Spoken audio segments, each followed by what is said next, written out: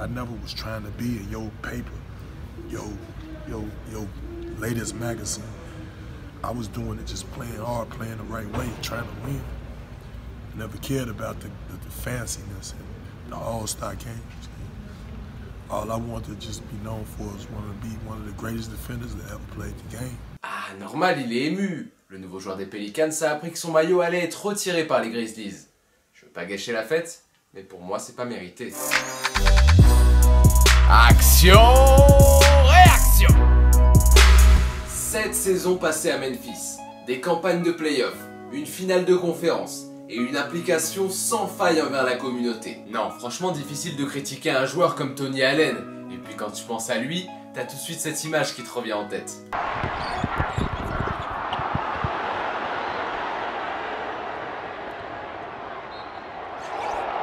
First team all defense.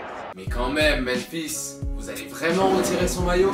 Parce que pour moi, un maillot retiré, c'est pas rien. Quand tu sais que Penny Hardaway, le Shaq et T-Mac sont toujours en train d'attendre le leur à Orlando, tu te poses des questions.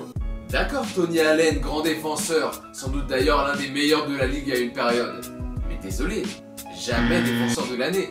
Bon joueur, un guerrier sur le terrain, energizer, tout ça.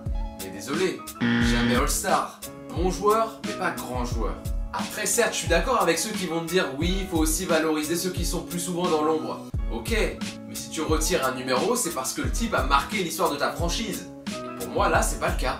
Boston, par exemple, l'aurait pas fait, alors qu'il y a joué quand même 6 saisons et qu'il a gagné un titre là-bas. À la limite, Zibo, qui lui aussi sera retiré. Je trouve ça plutôt logique. Mais d'avoir retiré Allen, pour moi, ça oblige Memphis à retirer les frères Gasol, Conley, voire même Rudy Gay. Bien sûr, je veux pas offenser les fans des Grizzlies, mais pour moi, en faisant ce choix, la franchise appuie sur le fait que son histoire est relativement pauvre.